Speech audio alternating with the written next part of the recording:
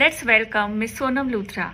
She has trained more than 10,000 individuals from 400 plus training programs. Ms. Sonam Luthra is a journalist, HR professional, and a corporate trainer with 15 years of experience. She has trained more than 10,000 individuals from 400 plus training program. She also does toddler training and builds conscious learning among them. She's also a content creator. You can follow her on Instagram. Her page is called the Super Mom Studio. Thank you so much Namrata. जैसे हमने बहुत बार सुना है conscious learning के बारे में. Yes. What is conscious learning and why is it important? Conscious learning का सबसे पहला शब्द है कॉन्शियस. तो सबसे पहली चीज जो इसमें इम्पोर्टेंट है कि हमें खुद कॉन्शियस होना पड़ेगा कोई भी चीज चेंज करने के लिए, या कोई भी चीज जो हम इम्बाइब करना चाहते हैं अपने अंदर, अपनी फैमिली के अंदर. So that we have to feel it consciously, तभी हम उसको कर पाएंगे.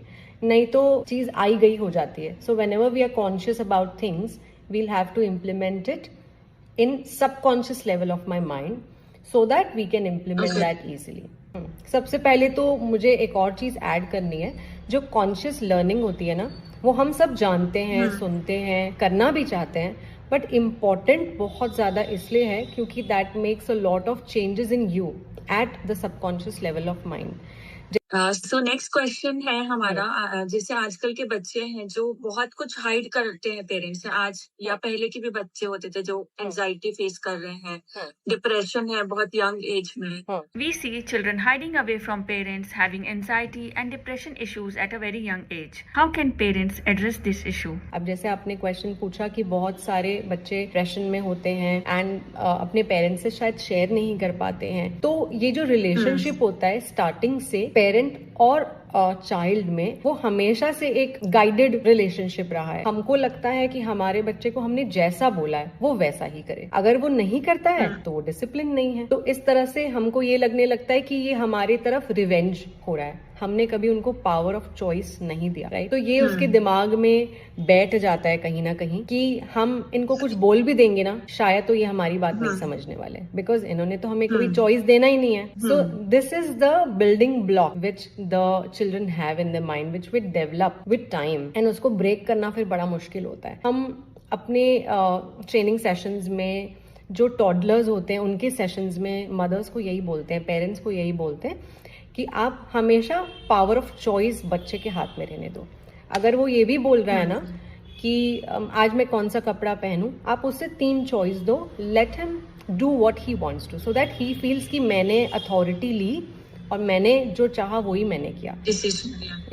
सो he feels that power and he continues to feel that I am powerful.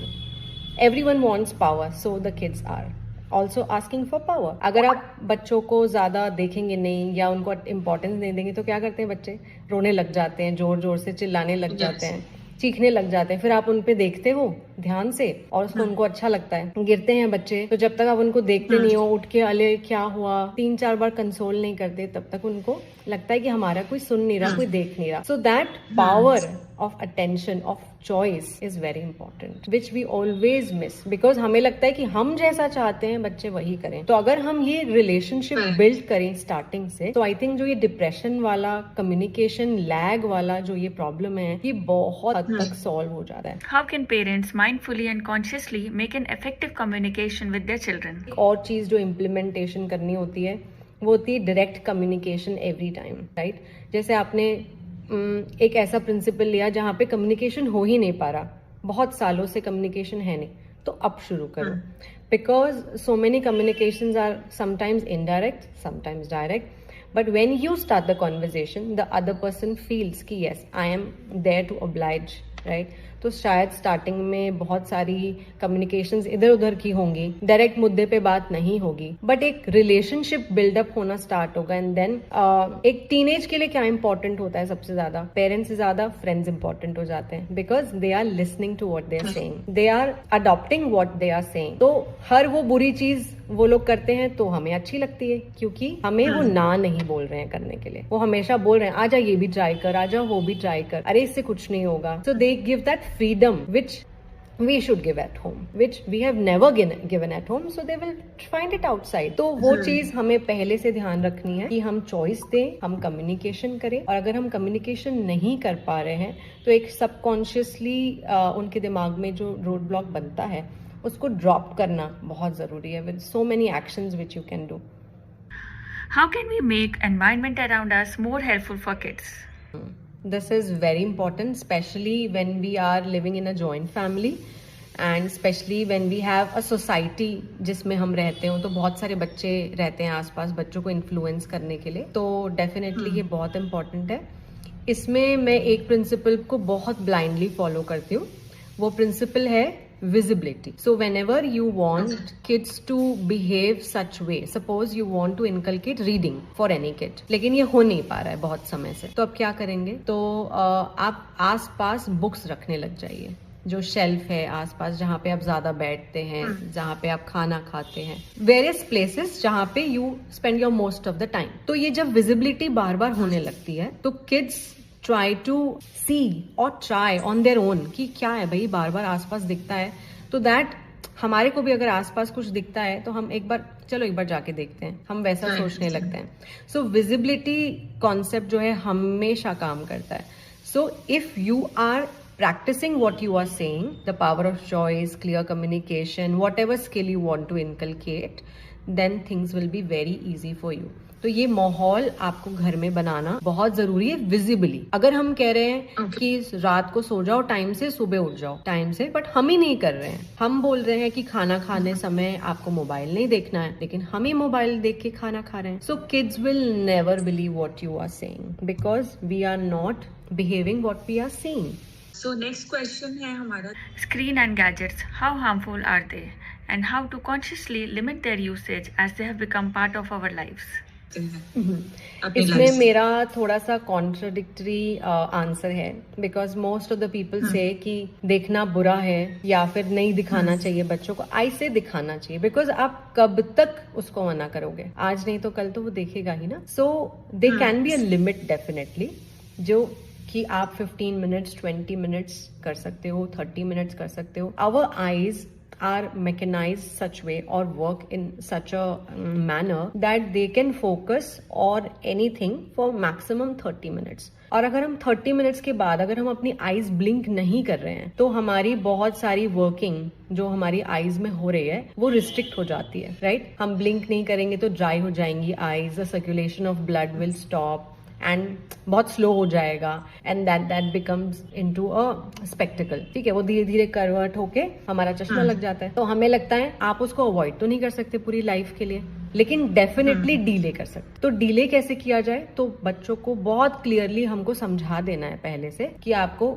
सिर्फ 30 मिनट्स मिलेंगे. 30 मिनट्स में आपको 10 मिनट्स के गैप में देखना है. आप 10 मिनट्स देखिए, 2 मिनट्स ब्रेक ले लीजिए, फिर 10 मिनट्स देखिए, फिर 2 मिनट्स ब्रेक ले लीजिए, and then you have to wash your eyes after your 30 minutes are over, right? So that they are very clear that अगर हम ये करेंगे तो हमें देखने मिलेगा, right? So they are clear with it, और वो लोग एंजॉय भी कर सकते हैं अपना screen time. Next generation needs much more than this. We should not limit them, right? But हाँ, हमें चीजें रिस्ट्रिक्ट कर देनी चाहिए कि उनको क्या क्या देखना है, क्या क्या नहीं देखना है. डेफिनेटली वो सारी चीजें हमारी लिस्ट में होनी चाहिए.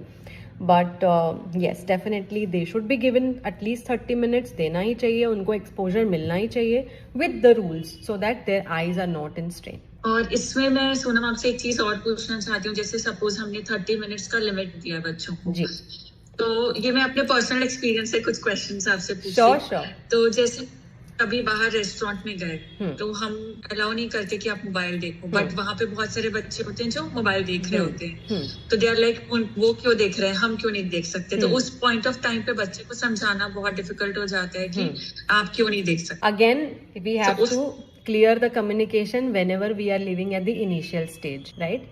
हम जब घर से निकल रहे हैं हमको पहले ही बता देना है, see you are a good child, right? You are a better child. आपके पास बहुत सारे बच्चे वहाँ पे मिलेंगे जो देख रहे होंगे, बट मे बी शायद उनके 30 मिनट्स वही होंगे जो आपने ऑलरेडी देख लिए हैं, तो आप वहाँ पे नहीं देखेंगे. और वैसे भी we have made a rule कि whenever we are eating we are not seeing any gadgets, neither me nor you, right? So when I'm not seeing, you also not seeing it. And some tips that you want to give for parents in general, आपकी तरफ से कुछ? I always say कि you have to be a conscious liver for yourself first. If you are a conscious liver, you live that life, then your children are seeing you, and they are all monkeys by nature. So they will always copy whatever you are doing. They will never copy whatever you are preaching. So whatever you want them to be, just behave like that. They will always be the same. That's so nice. Thank you, Sonam, for explaining us the Anytime. basic meaning of conscious living and dealing with the kids. Thank you so much. Thank you so much. Thank you.